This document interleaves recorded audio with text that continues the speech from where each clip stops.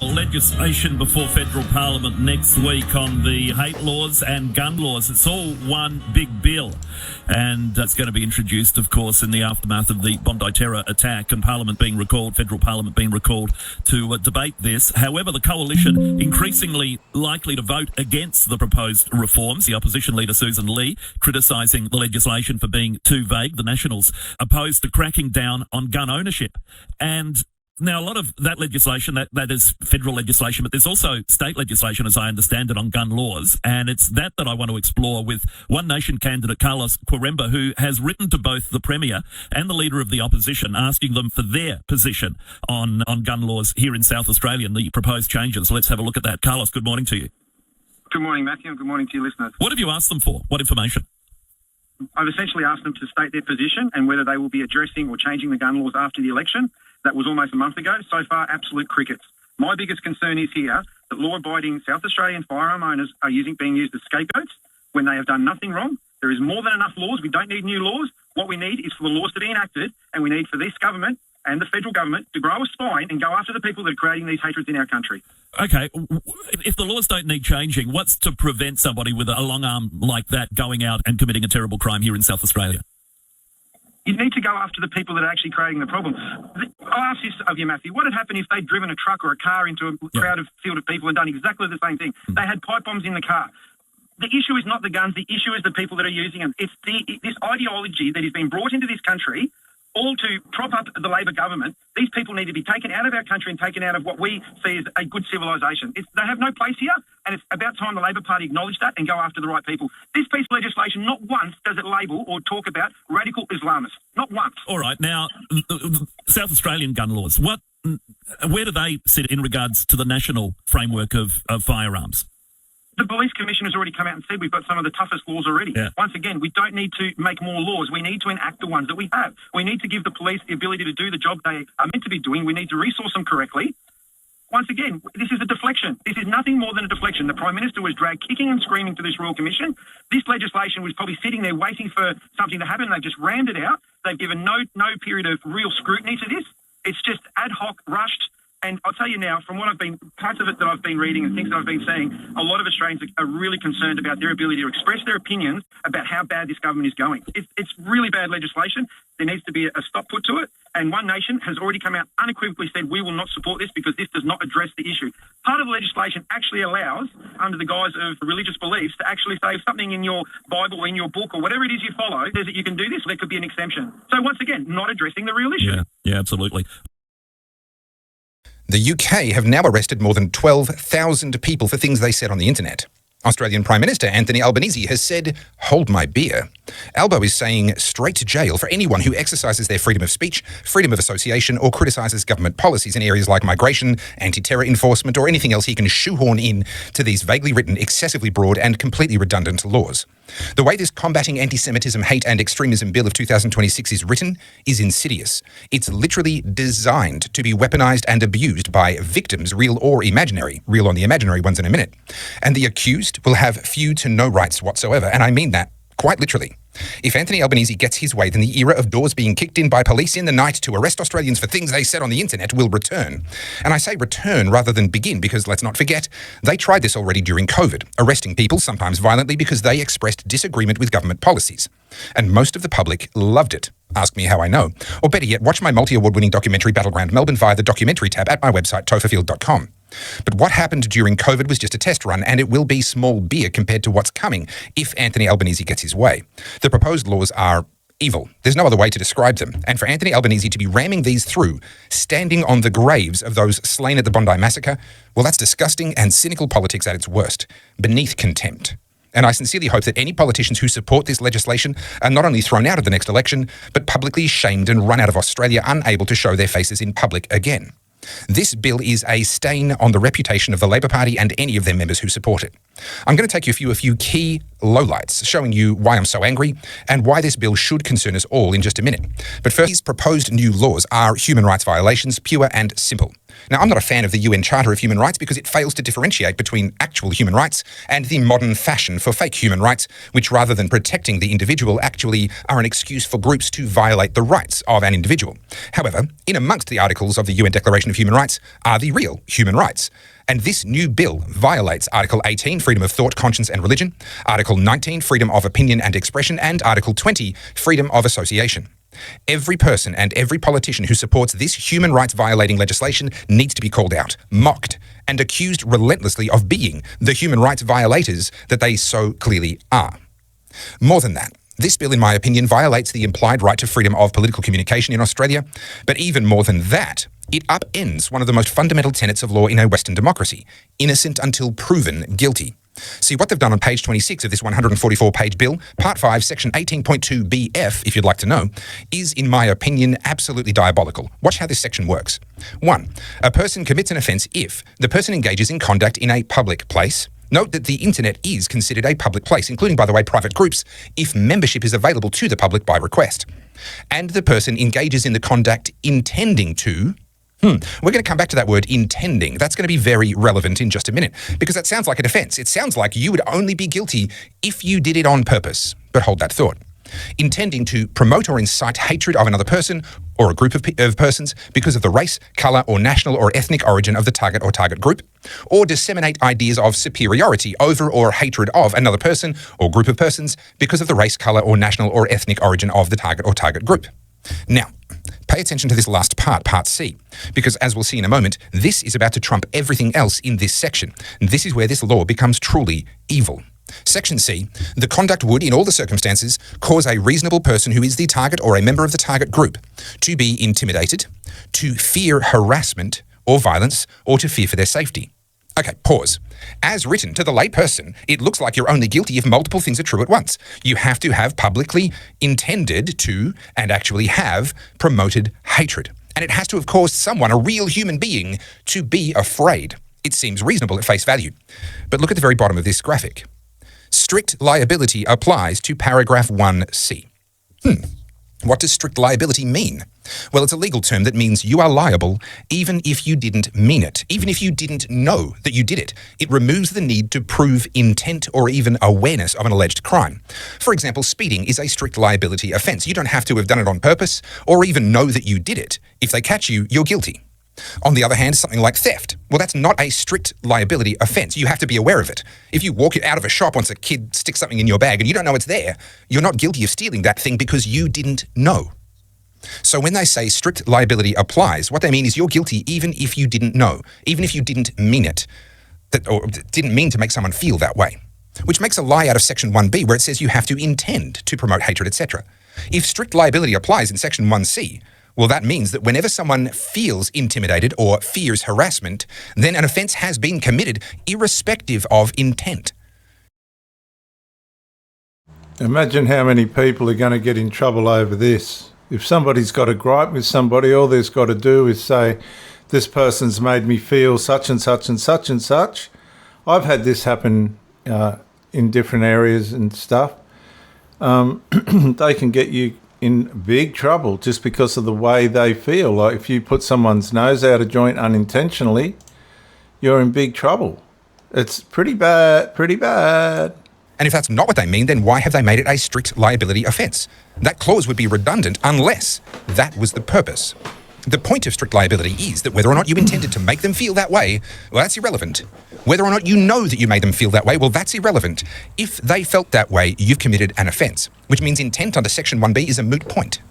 And you're guilty until proven innocent the minute someone says, hey, I felt this way. Now, the lawyers are going to have to argue that... So you're at the mercy of the way people feel about you. Now, somebody just might not like you. So they're going to bung it on, and they're going to get you in trouble. And they're going to get their way. Now, it's a big money grab for the courts because there'll be people arguing about things in court that, you know, are infantile and wrong. But it's just a big money grab for the government, really, for the courts. and to get people in trouble. This one out. But that's kind of the point with legislation like this. This sort of legislation leaves it to the courts, meaning the people with the deepest pockets, to figure out what this legislation actually means and how it actually applies. Now, Australia is a country where you can have all the justice that you can afford. And you just know that this legislation is an invitation for aggrieved parties to launch lawsuits on the taxpayer's dime, no less, while defendants are left crowdfunding for their freedom. This is just one aspect, one part of this absolutely terrible legislation. I'm going to cover a few more things very quickly. All throughout this legislation, it applies a reasonable person test, which once again means that magistrates and justices and judges, they get to play God, deciding what is and is not reasonable. And here's the kicker. At law, that reasonable person doesn't actually have to exist. They are a hypothetical person that the judge literally has to invent in their own imagination and then decide how that imaginary person would feel. But even putting that insanity aside, what does it mean to fear harassment? Harassment is a very low bar indeed, and all that has to happen now is that a judge has to be able to imagine a person that they consider reasonable, and then imagine that that imaginary person might fear being harassed, whatever that is, as a consequence of your words, and bam, go directly to jail.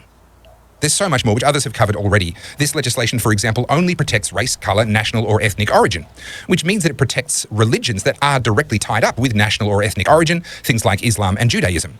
But they don't protect atheists or Christians. So it's actually religious discrimination. More than that, it contains an exemption for people quoting directly from religious texts. So a Muslim can quote a Quranic verse about killing the infidels, and not only would these laws not be able to be used to stop them from doing that, actually these laws could be used against anyone who tries to answer them back. Let's remember, Albo's excuse for these laws is the Bondi attack, where Muslims killed Jews in the name of Allah at the urging of a Muslim cleric in Sydney who preached hate directly from the Quran. It really is true that the 9 most dangerous words in the English language are, "I'm from the government and I'm here to help." Every single day, they demanded that Parliament be brought back. They stood up at press conferences and said, Parliament should be meeting today and we should be passing hate laws today. That is what they said. They did it in writing, they did it in press conferences day after day after day, and that was reported substantially. What the government has done is to draft laws, to have an exposure draft of those laws, which is something that doesn't always happen, have a committee process so people can examine those laws. I have stood up repeatedly when I announced them and said, we want this to receive strong support, particularly from the parties of government. The parties of government should be supporting this across the board. And we've said that if you have ideas for changes, please put them forward. Now, the coalition... Check out the flying monkeys in the background, viewers. Yet to put forward a single proposed change. They haven't bothered to have a shadow cabinet meeting as of yesterday at the time that Susan Ley had her press conference. They hadn't even had an internal process because they have had people going out there and saying they would oppose these laws before they had even read them. Now, I think that these laws and outlawing hate speech is important. I agree with many of the statements that have been made. We worked with the community, including the Executive Council of Australian Jewry, but we consulted other faith groups as well prior to the legislation being released on Monday, when the opposition received a full briefing. 2 weeks before that, or the week before that, on January 5, I met with the Leader of the Opposition. She said then that they had prepared draft legislation. I expressed some surprise at that, given how complex it is, and said, if you give that to us, we'll feed that into the process. We're yet to see that. The opposition seem to think that they can be defined by just what they're against. I want to know what they're for. What changes are they for? Can we work these things through cooperatively? That's what I've been trying to do. Not play politics. I haven't been shouting. I haven't been banging lecterns. I haven't been engaged in performative conduct. What I have done is to put forward proposals after consultation, sitting down with the Leader of the Opposition on a weekly basis, but always available for the Leader of the Opposition or anyone else for that matter to engage constructively. That is what should occur.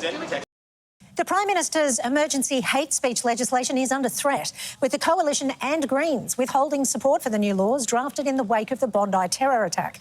Live to senior political correspondent Chloe Boris in Canberra. Chloe, is there any chance these laws will pass next week? Well, unless there's a big breakthrough, the federal government just doesn't have the numbers. The Prime Minister today reiterating he's open to negotiation on the hate speech and gun laws after both the Coalition and Greens indicated they won't be supporting the bill for different reasons in next week's emergency session of Parliament. The opposition leader's doubling down on her criticism that the bill's unsalvageable, but she's also copping criticism for saying the process is rushed after repeatedly demanding Parliament be recalled. The opposition seem to think that they can be defined by just what they're against. I want to know what they're for. What comes out of the parliamentary committee, as we should. But I have said that it is looking pretty unsalvageable. Forget about Parliament next week, save the taxpayers millions of dollars, put more time into this. So while Pauline Hanson's calling for Parliament not to be brought back next week, independents like Allegra Spender, whose electorate includes Bondi, are pleading for unity to pass these laws. Unsalvageable. That's how the opposition leader has described the federal government's proposed new hate speech laws following the Bondi terror attack. The Greens are withholding support too. But representatives from the country's grieving Jewish community are begging parliamentarians not to stand in the way of change, even if it's not perfect. The Prime Minister's emergency legislation's in deep trouble. From what we have seen so far, it looks pretty unsalvageable. The Greens will not be supporting this bill in its current form. Across the political divide, there's little love for proposed new hate speech and gun laws urgently drafted in the wake of the Bondi terror attack. People have dismissed this legislation that they called for without even reading it. The opposition leaders come out swinging. It doesn't address Islamic extremism. It doesn't address ISIS influence. And it doesn't address the rise of anti-Semitism. The peak body representing Australia's Jewish community is tonight begging the coalition not to stand in the way of new laws. We mustn't let the perfect become the enemy of the good. Even though there are some negatives in this bill, some shortcomings, there are many other positives, and it is therefore worthwhile. The opposition demanded Parliament be recalled, but now says Labor's rushing the process. MPs raising concerns about tighter gun access and the impact on free speech. Wouldn't it be wise if we waited for the Royal Commission to report its findings? That would mean we did nothing for a year. The hypocrisy of what they've been calling for the last 4 weeks is just really disappointing. The coalition's scathing criticism has the federal government looking elsewhere for support. It puts the Greens in a strong bargaining position, but it'll be an uphill battle to get them over the line. The Greens want other vulnerable groups protected from hatred. It's also concerned about stronger powers to cancel visas. The Greens will not be supporting legislation that scapegoats migrants. This should be a moment of national unity. The Parliament should come together. Whether that can happen next week hangs in the balance. Islamic extremism. Now, as Lee in her 15-minute media conference said over and over, Islamic extremism in all its forms is what needs to be attacked. But in the 500-odd pages of this hate speech bill and gun law bill, the two words radical Islam do not appear once. Now, as she said, if you can't even speak the words, how do you solve the problem? The legislation does not address the real issues that gave rise to the Bondi attack. It doesn't address Islamic extremism. It doesn't address ISIS influence. And it doesn't address the rise of anti-Semitism and the associated terrorist threat in Australia. Lee labelled the bill as being a clumsy attempt to address hate speech and gun laws, and in her view, protects hate preachers and is unsalvageable. That's her words. Clearly no amendments are going to save it. With some Greens-friendly changes, although they today are now complaining, but they will probably get those amendments and change it through the Senate, this clumsy bill that many believe will be used as a weapon against free speech will actually pass next week. It will become law. Lee saved some of her strongest words and gave a glimpse of the sort of leadership we can expect from her at last. We've been very clear. Under our package, our message to those who preach hatred, who preach radical Islamic extremist hatred, glorify terrorism or incite violence, it's very clear. If you're not an Australian citizen, you will be deported. And if you are an Australian citizen, you will be arrested.